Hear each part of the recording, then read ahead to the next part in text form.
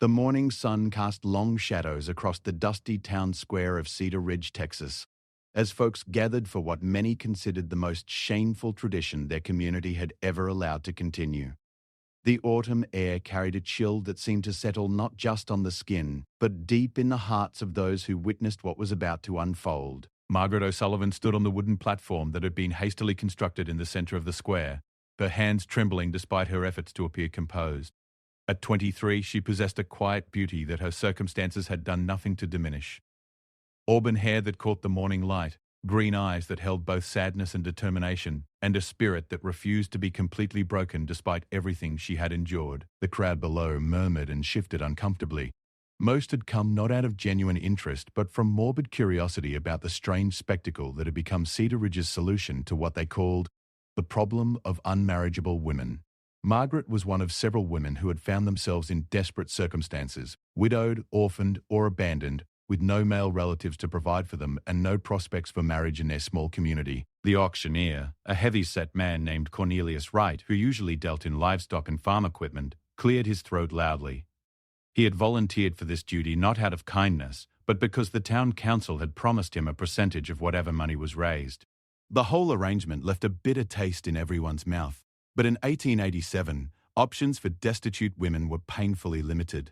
"Ladies and gentlemen," Wright began, his voice booming across the square, "we gather here today to help these unfortunate souls find homes and husbands. The arrangement is simple. The winning bidder agrees to provide room, board, and protection in exchange for housekeeping duties, and should the arrangement prove suitable to both parties, eventual marriage."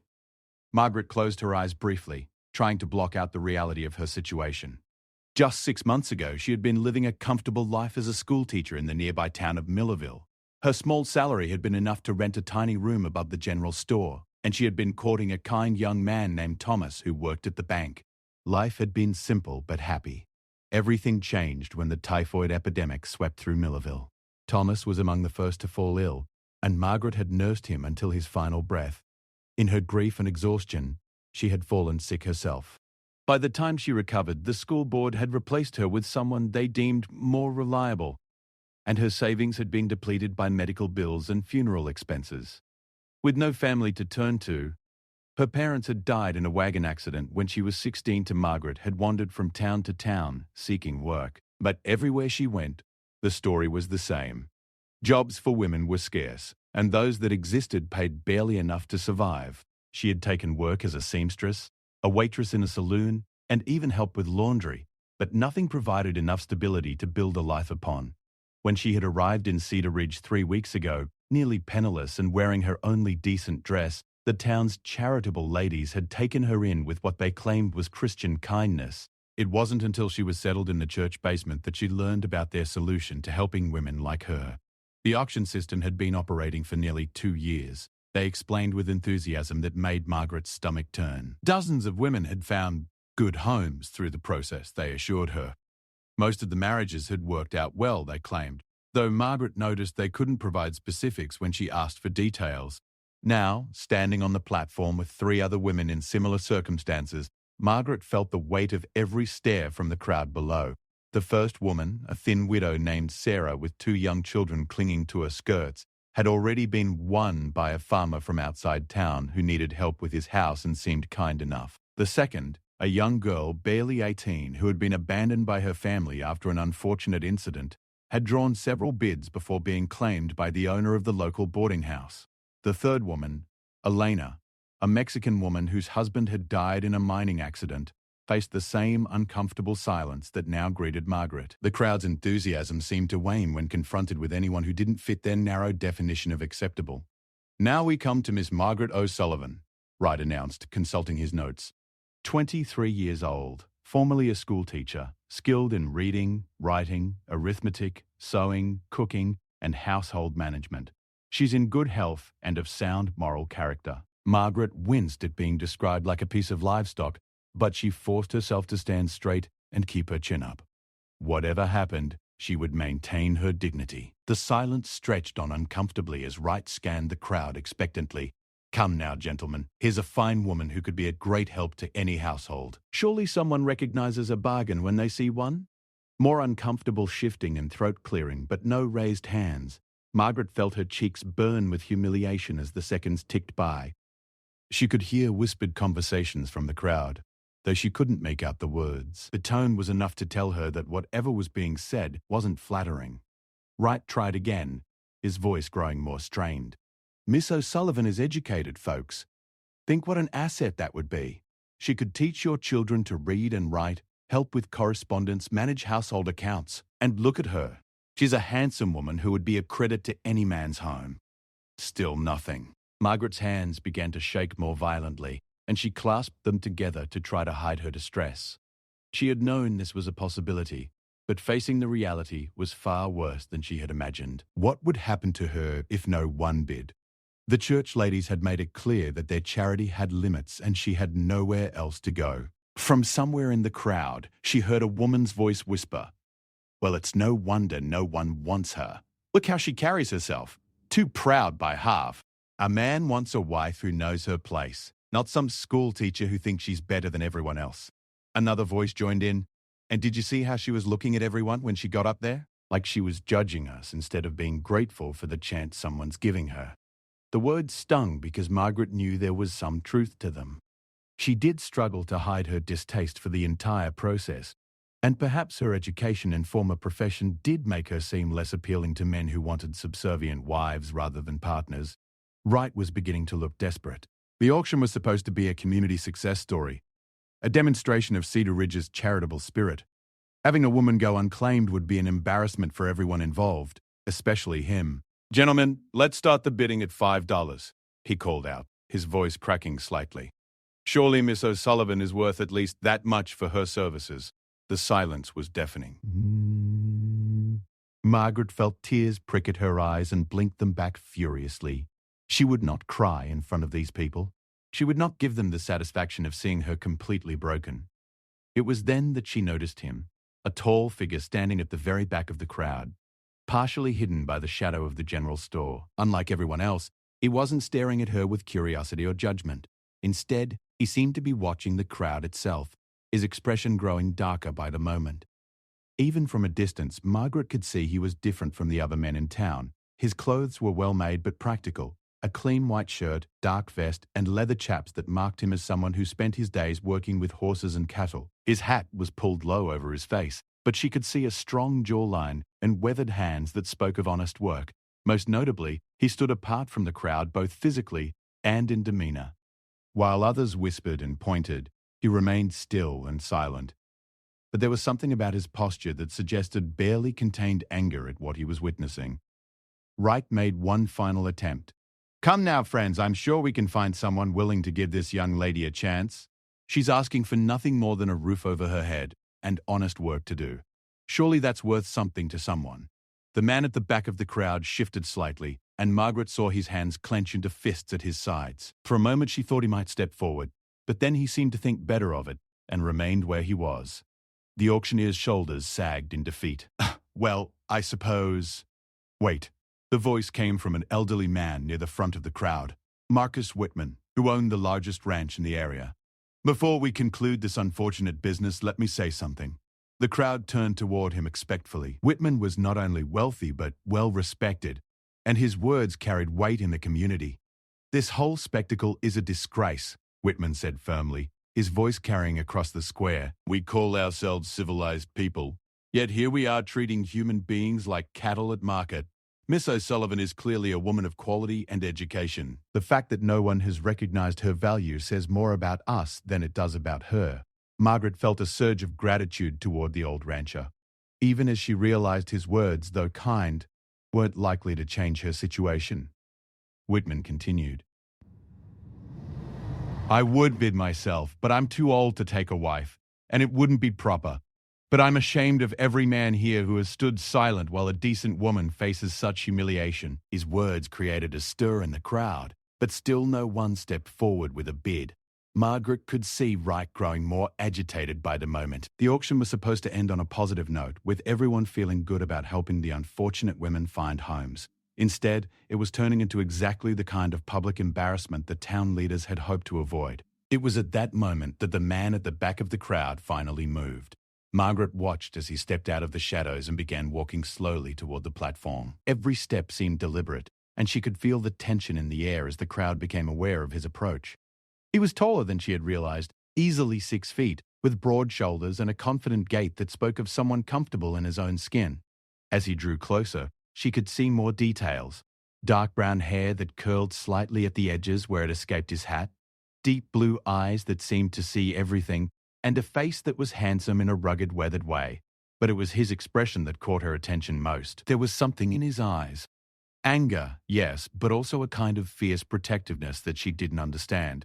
He looked like a man who had made a decision and would see it through regardless of consequences. The crowd parted before him as he walked, and Margaret could hear the whispers starting up again. Clearly, this man was known in Cedar Ridge, though from the mixed reaction she was seeing, his reputation was complicated. When he reached a position directly in front of the platform, he stopped and looked up at her. For a moment, their eyes met, and Margaret felt something pass between them. Not romance exactly, but a kind of understanding. He was seeing her as a person, not a burden or a commodity, and that alone was more than anyone else had offered her today. Then he turned to face right, and when he spoke, his voice was clear and strong enough for everyone to hear. "I'll bid $50. The gasp that went up from the crowd was audible. $50 was more than most of the men in town made in 2 months, and it was 10 times higher than any previous bid at these auctions. The amount was so unexpected that Wright actually stumbled backward in surprise. Did you say $50? Wright stammered. I did, the cowboy replied calmly. And I'll go higher if anyone wants to challenge that bid. The crowd erupted in shocked murmurs. Margaret felt her knees go weak with relief, though she wasn't sure if she should feel grateful or terrified. Who was this man? And why was he willing to pay such an enormous sum for a woman he had never even met? As if reading her thoughts, the cowboy looked up at her again. This time, when their eyes met, he touched the brim of his hat in a gesture that was somehow both respectful and reassuring. Ma'am, he said, his voice pitched for her ears alone. My name is Jake Morrison, and I give you my word that you'll be treated with the respect and dignity you deserve. Margaret felt tears spring to her eyes again, but this time they weren't tears of humiliation. For the first time in months, someone had offered her hope, and she found herself nodding in acknowledgement of his promise. Wright, meanwhile, had recovered his composure and was looking around the crowd hopefully. $50 from Mr. Morrison! Do I hear 60? Anyone willing to bid 60? But the silence that had doomed Margaret moments before now worked in her favor. The amount was simply too high for anyone else to consider. And besides, there was something about Jake Morrison's demeanor that suggested challenging him would not be wise. $50 once? Wright called. $50 twice. He paused, scanning the crowd one final time. Sold to Jake Morrison for $50. As the crowd began to disperse, chattering excitedly about the unexpected turn of events, Margaret remained frozen on the platform. The relief was overwhelming, but so was the uncertainty. She was going to live with a complete stranger, a man who had just paid an enormous sum for the privilege of her company. She had no idea what to expect, what would be required of her, or even whether she had just traded one desperate situation for another. Jake Morrison climbed the steps to the platform with the same calm confidence he had displayed throughout the entire ordeal. Up close, Margaret could see the kindness in his eyes, but also a wariness that suggested he had his own reasons for being cautious about this arrangement. Miss O'Sullivan, he said formally, I have a wagon waiting. If you're ready, we can collect your things and head out to my ranch. Margaret nodded, not trusting herself to speak. She had only a small cloth bag containing her few possessions, a spare dress, some undergarments, a few books, and the locket that had belonged to her mother. Everything she owned in the world could be carried in one hand. As they walked toward his wagon, Margaret was acutely aware of the stares and whispers following them. She caught fragments of conversation. What does Jake Morrison want with a wife? That's more money than most of us see in a year. Wonder what he's really planning to do with her. Jake seemed oblivious to the gossip, or perhaps he simply didn't care. He helped her into the wagon seat with courteous efficiency, then climbed up beside her and took the reins. As they drove out of town, Margaret finally found her voice. Mr. Morrison, I need to know, what exactly do you expect from this arrangement? Jake was quiet for so long that Margaret began to worry she had offended him somehow. Finally, he spoke. "Miss O'Sullivan, I expect nothing from you that you're not willing to give freely. You'll have your own room, your privacy, and your dignity. In return, if you're willing, you can help around the ranch, cooking, cleaning, maybe teaching if there are children who need it. But mostly, I just want you to be safe and to know that you have a home for as long as you need one." Margaret stared at him in amazement. "And that's worth $50 to you?" Jake's jaw tightened, and she could see anger flash in his eyes again, though she sensed it wasn't directed at her. "Miss O'Sullivan, what happened back there was wrong.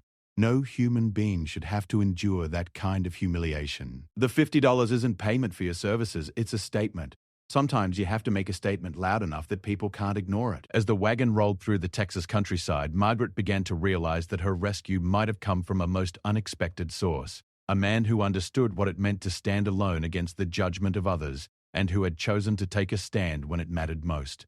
The sun was climbing higher in the sky, and ahead of them lay the unknown territory of Jake Morrison's ranch, and whatever future awaited her there. For the first time in months, Margaret allowed herself to feel something she had almost forgotten: hope.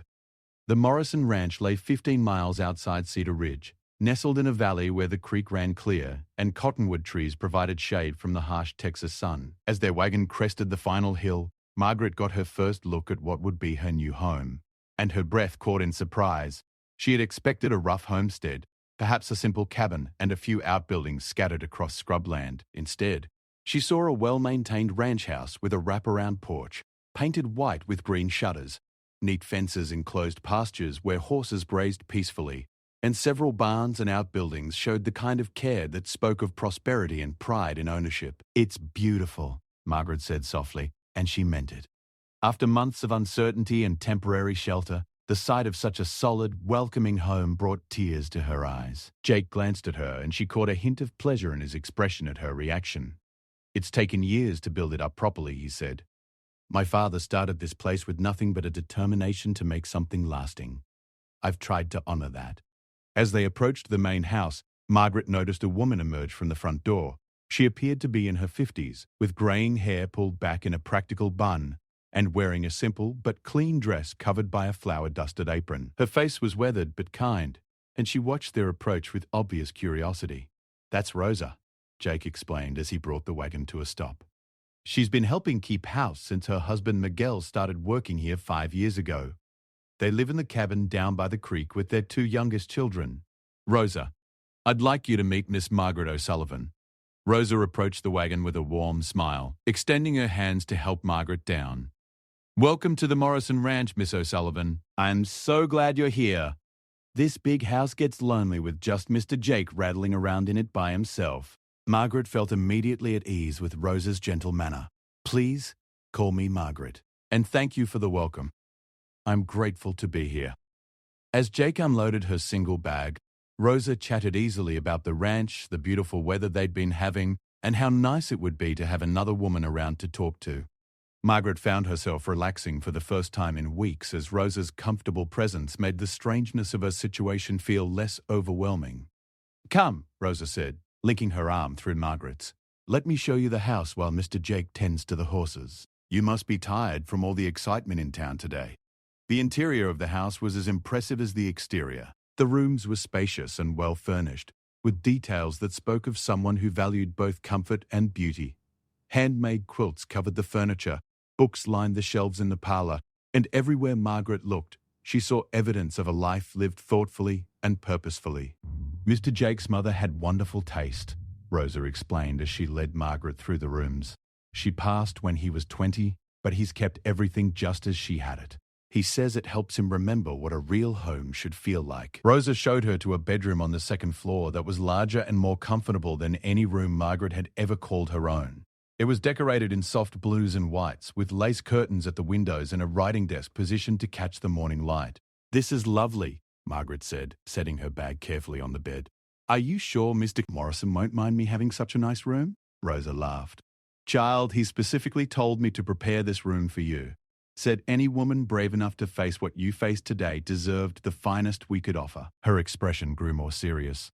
"He's a good man, Margaret.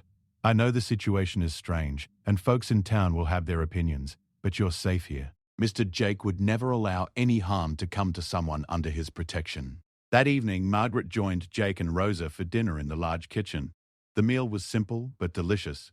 Beef stew, fresh bread, and vegetables from Rosa's garden. The conversation was easier than Margaret had expected, ranging from ranch business to local news to Margaret's background as a teacher.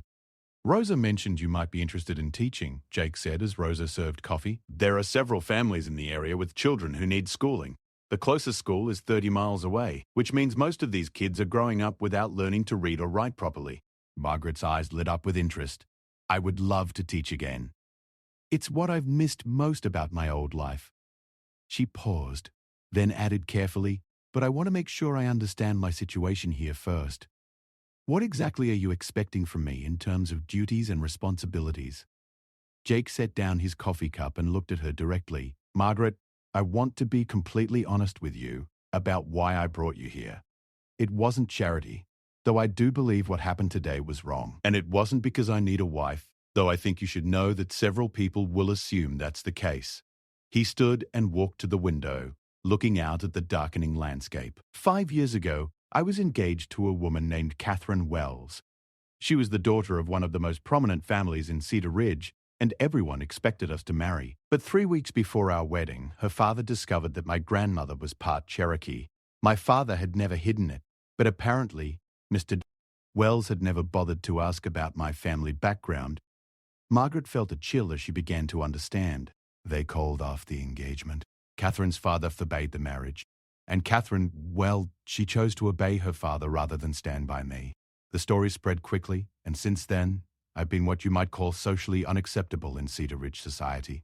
I'm tolerated because the ranch is successful and I employ several local families, but I'm not truly welcomed. Jake turned back to face her. When I saw you standing on that platform today, facing rejection and judgment from people who should have been helping you, I recognized something familiar.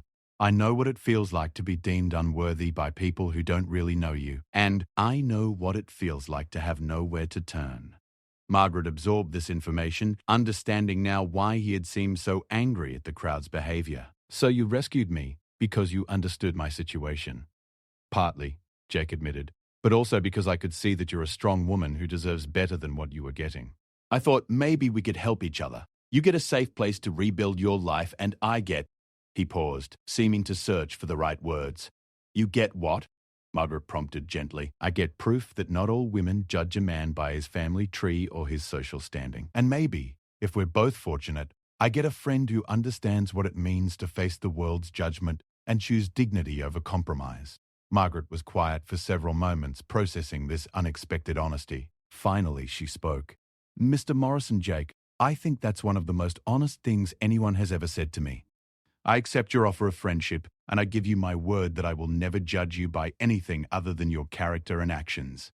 Rosa, who had been quietly cleaning dishes during this conversation, turned to beam at both of them. There, she said with satisfaction. Now that you've gotten all that settled, maybe we can have some peace around here. Margaret, tomorrow I'll introduce you to Miguel and the children, and we can talk about setting up a schoolroom in the old tack room if you're serious about teaching. Over the following weeks, Margaret settled into life at the Morrison Ranch with surprising ease. She discovered that Jake was not only a successful rancher, but also a man of wide interests and gentle humor.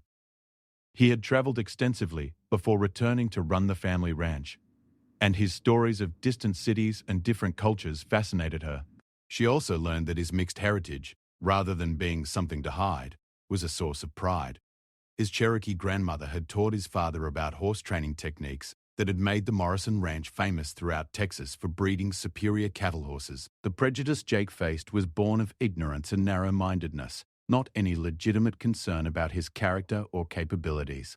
Margaret threw herself into establishing a school for the area children. Word spread quickly that an educated woman was offering lessons, and soon she had 12 students ranging in age from 6 to 16. Jake converted the old tack room into a proper classroom, complete with desks, a blackboard, and shelves for books.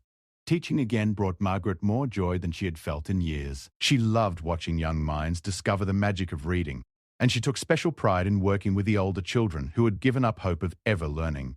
Jake often stopped by during lessons, and she could see his respect for her work growing daily. The arrangement between them developed into something neither had quite expected.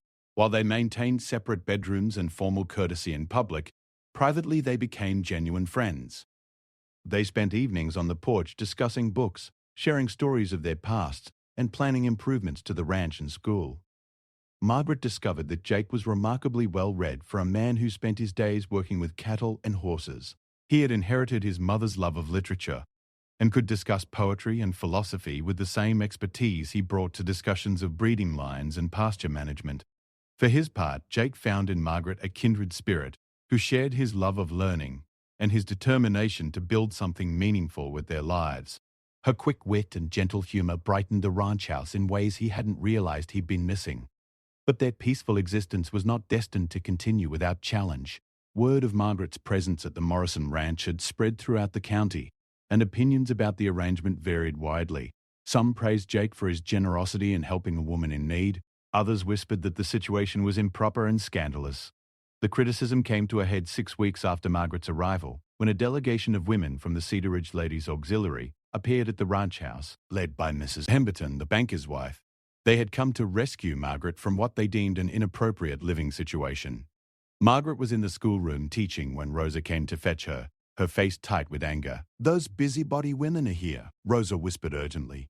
"They're on the front porch demanding to speak with you. Mr. Jake is with them, and he looks like he'd rather be wrestling rattlesnakes." Margaret dismissed her students early and walked to the house with her chin held high, though her heart was racing. She knew this confrontation had been inevitable, but she had hoped for more time to establish herself and prove that her presence at the ranch was both proper and beneficial. The scene on the front porch was tense. 5 women sat stiffly in chairs Jake had brought out for them, while he stood leaning against the porch railing with his arms crossed. His expression was polite but cold, and Margaret could sense the controlled anger beneath his calm exterior. "Miss O'Sullivan, Mrs. Pemberton said without preamble as Margaret appeared. "We've come to discuss your situation here. As Christian women, we have a duty to ensure that no young lady in our community is living in circumstances that might compromise her reputation or moral standing." Margaret felt her temper flare but forced herself to remain calm. "I appreciate your concern, Mrs. Pemberton, but I assure you that my living situation here is entirely proper. I have my own bedroom, I'm employed as a teacher, and I'm treated with complete respect by everyone on this ranch. But surely you can see how this appears to others," Miss Pemberton insisted. "An unmarried woman living alone with an unmarried man, regardless of the sleeping arrangements. It simply isn't done in respectable society." Jake stepped forward, his voice carefully controlled.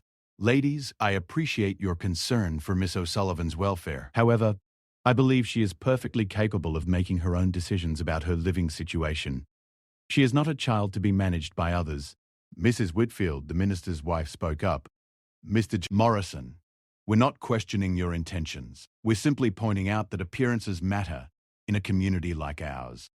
Miss O'Sullivan's reputation could be permanently damaged by this arrangement, which would harm her chances of making a suitable marriage in the future." Margaret felt something snap inside her at these words. The presumption that these women knew what was best for her, that they had the right to manage her life and decisions, was exactly the kind of thinking that had led to the humiliating auction in the first place. "Mrs. Whitfield," she said, her voice sharp with controlled anger, "with all due respect, my reputation was already considered damaged by your community. That's why I ended up on an auction block in your town square. Mr. Morrison offered me dignity, respect, and honest work when no one else would. I will not allow anyone to shame me for accepting that gift." The women exchanged uncomfortable glances. Clearly, they had not expected such direct confrontation. Margaret continued, her voice growing stronger. "Furthermore, I am not seeking marriage at this time. I'm focused on rebuilding my life and serving this community as a teacher. I fail to see how living respectably on a ranch where I have my own quarters and proper supervision is less moral than being parceled out to the highest bidder like a piece of property." "Miss O'Sullivan," Mrs. Pemberton said, her tone becoming stern, "there's no need to be dramatic. We simply want to offer you an alternative. Mrs. B. Carlyle here has graciously agreed to take you in as a companion for her elderly mother. You would have a respectable position in town and the opportunity to meet suitable young men from good families." Margaret looked at Mrs. Carlyle, a thin woman with pinched features who had not spoken since arriving. Something in the woman's expression told Margaret exactly what such a position would entail. Endless drudgery caring for an invalid, no independence, and certainly no opportunity to continue teaching. "That's very generous," Margaret said diplomatically, "but I must decline. I'm happy here. I'm doing work that matters to me, and I see no reason to change my situation." The women clearly had not expected such a firm refusal. Mrs. Pemberton's face flushed with annoyance. "Miss O'Sullivan, I fear you don't understand the precariousness of your position. Living here unmarried makes you vulnerable to gossip and speculation." "What happens when Mr. Morrison tires of the arrangement?" Where will you go then? Before Margaret could respond, Jake stepped forward. His polite facade had finally cracked, and his anger was now clearly visible. "Ladies," he said, his voice low and dangerous, "I think this conversation has gone far enough. Miss O'Sullivan has made her position clear, and I support her decision completely. I would ask you to respect her choice and refrain from further interference in her private affairs." Mrs. Pemberton stood up, her own anger finally showing. "Mr. Morrison, we are simply trying to protect a vulnerable young woman from making choices that could ruin her future. Perhaps if you truly cared about her welfare, you would encourage her to accept a more appropriate situation." The implication in her words was clear, and Margaret saw Jake's hands clench into fists. She quickly moved to stand beside him, placing her hand gently on his arm. "Mrs. Pemberton," Margaret said firmly, "I am neither vulnerable nor incapable of making my own decisions. I am a grown woman with education, experience, and the ability to determine what is best for my own life. I choose to remain here, and I would appreciate it if you would respect that choice." The ladies gathered their skirts and prepared to leave, clearly frustrated by their failure to convince Margaret to accept their alternative. As they climbed into their carriage, Mrs. Pemberton delivered a parting shot. "Very well, Miss O'Sullivan. But don't come crying to the ladies' auxiliary when this arrangement ends badly. You've made your choice against all good advice." As the carriage rolled away, Margaret and Jake stood in silence on the porch. Finally, Jake spoke. "I'm sorry you had to endure that. I should have refused to let them see you." Margaret shook her head.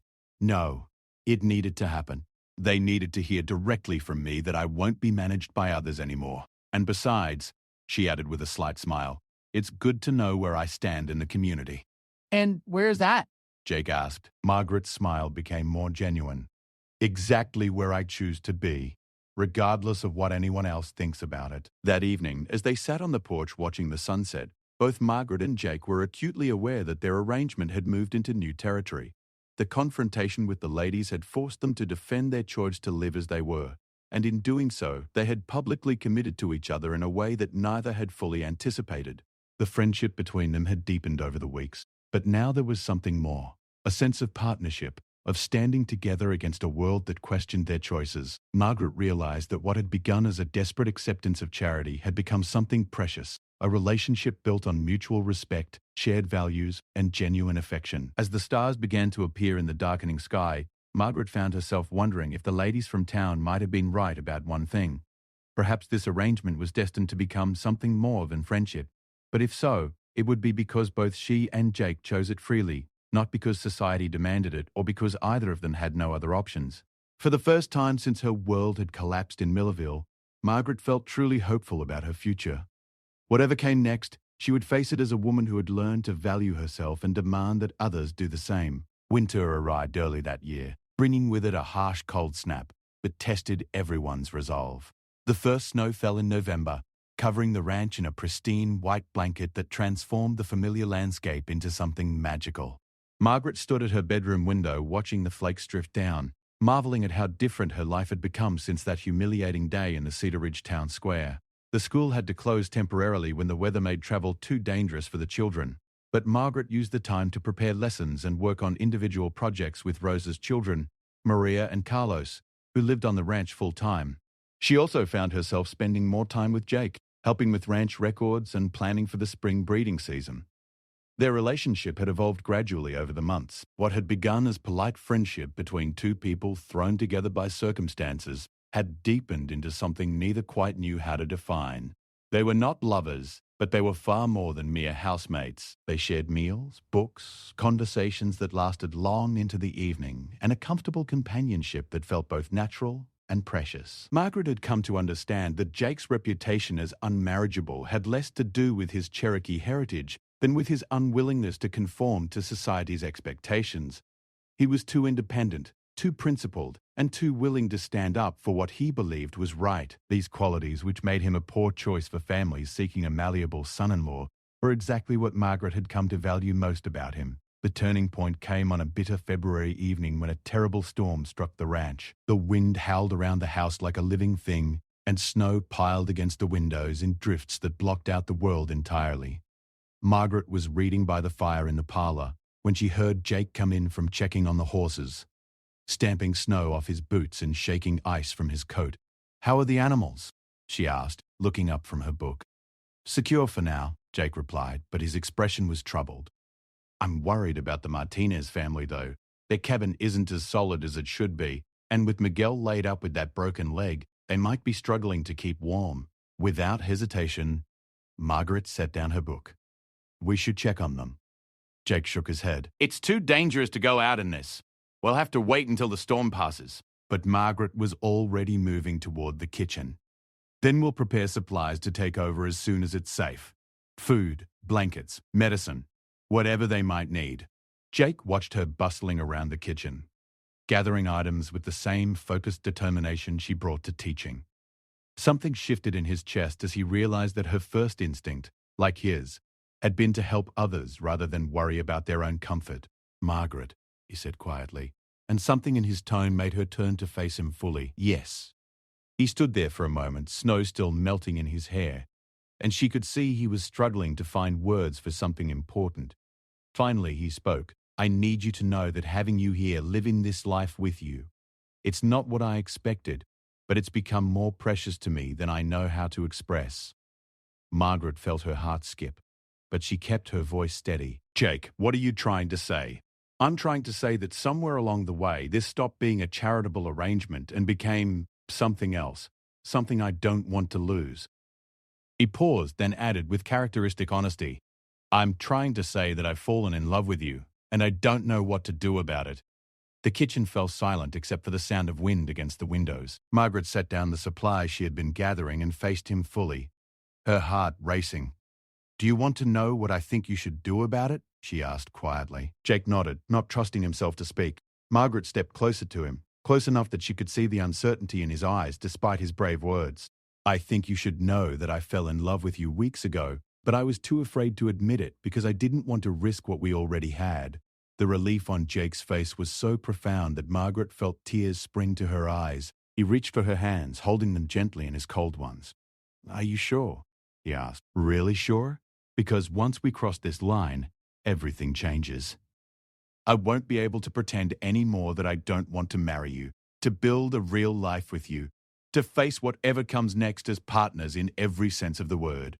Margaret smiled, feeling a happiness so complete it almost overwhelmed her. "Jake Morrison, I have never been more sure of anything in my life. Yes, I want to marry you. Yes, I want to build a life with you. And yes, I want to face the world together, whatever it might think of our choices." Jake swept her into his arms then, spinning her around the kitchen while she laughed with pure joy. When he set her down, they stood looking at each other with wonder, as if seeing each other clearly for the first time. "When?" Jake asked. "How soon can we make this official?" Margaret's practical nature asserted itself even in the midst of her happiness. "Well, we'll need to wait for the storm to pass so we can get to town, and we'll need to decide where to have the ceremony and who to invite." "Margaret," Jake said seriously, "I need you to understand something. Our marriage won't make us more acceptable to certain people in this community. If anything, it might make the gossip worse for a while. Some people will always see me as an unsuitable husband, and you as a woman who lowered her standards." Margaret's eyes flashed with determination. "Let them talk." I learned something important that day on the auction platform. The opinions of people who would treat another human being as a commodity are not worth caring about. I'd rather be married to a man of true character who faces prejudice than to someone who is accepted by society but lacks integrity. The storm lasted 3 days, during which Margaret and Jake spent hours planning their future together.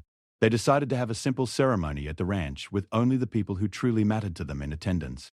Rosa and Miguel would stand as witnesses, along with Marcus Whitman, the rancher who had spoken up for Margaret at the auction. When the weather finally cleared, Jake rode to town to speak with the minister about performing the ceremony. Margaret used the time to write a letter to her only remaining relative, a cousin in Missouri, sharing the news of her engagement and her happiness. The minister's initial reaction was exactly what they had expected. Reverend Patterson listened to Jake's request with obvious discomfort, hemming and hawing about the propriety of the situation and whether it would be appropriate for him to perform the ceremony. "Morrison," he finally said, "I must ask, are you certain this marriage is necessary? That is to say, has the young lady's reputation been compromised by the living arrangement?"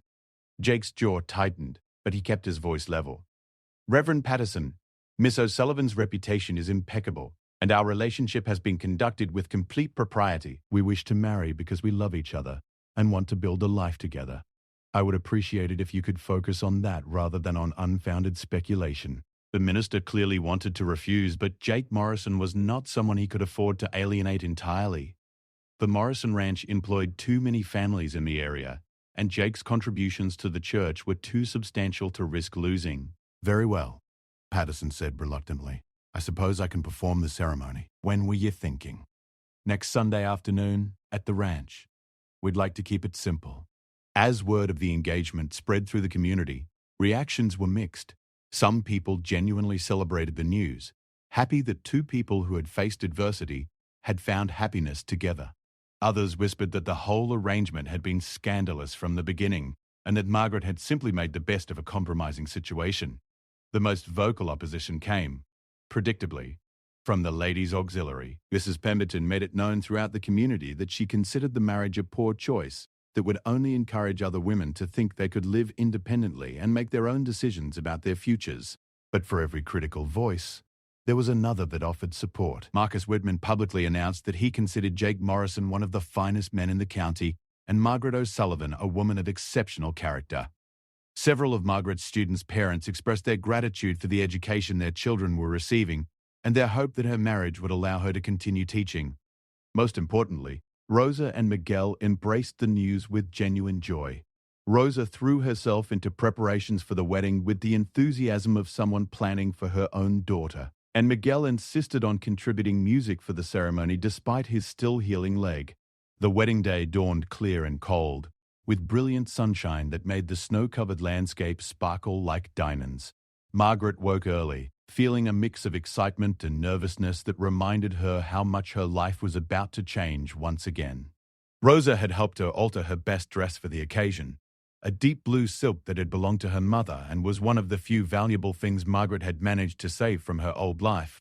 With Rosa's skilled hands, the dress was transformed into something that looked almost new, with delicate lace trim and tiny pearl buttons that caught the light. As Margaret prepared for the ceremony, she thought about the journey that had brought her to this moment. A year ago, she had been a lonely schoolteacher with a modest but predictable future. 6 months ago, she had been desperate and nearly destitute. Now she was about to marry a man she loved deeply and build a life that promised both security and adventure. The ceremony was held in the ranch house parlor, with the furniture moved aside to make room for the small gathering of guests. Jake wore his best suit, a dark wool that emphasized his tall frame and serious expression. But when Margaret appeared in the doorway, escorted by Miguel, Jake's face lit up with such obvious love and joy that several guests wiped away tears. Reverend Patterson performed the ceremony with more warmth than anyone had expected. Perhaps the obvious happiness of the couple had softened his initial reluctance, or perhaps he had decided that a marriage based on love and mutual respect was worthy of celebration regardless of the circumstances that had brought it about. When Jake slipped the simple gold band onto Margaret's finger, she felt a completeness she had never experienced before. This was not a marriage of convenience or desperation, but a true partnership between two people who had chosen each other freely and completely. The reception was held in the kitchen, with Rosa's best cooking and Miguel playing guitar while the small group of guests celebrated. Marcus Whitman made a toast that brought tears to everyone's eyes, speaking of the courage it took to build a life based on love rather than convention, and the dignity that came from standing by one's principles even when others couldn't understand them. As the evening wound down and their guests departed, Margaret and Jake found themselves alone on the front porch, watching the stars emerge in the clear winter sky. Margaret was still wearing her wedding dress, but she had wrapped herself in one of Jake's coats against the cold.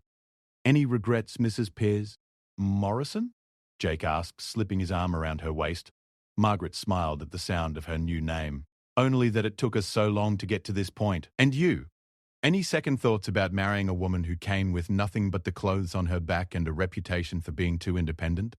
Jake laughed, pulling her closer. Margaret, you didn't come with nothing. You came with intelligence, strength, compassion, and a spirit that refused to be broken, even when the whole world seemed to be against you. That's worth more than any dowry could ever be. They stood in comfortable silence for a while, both thinking about the future that lay ahead of them. There would be challenges, they both knew.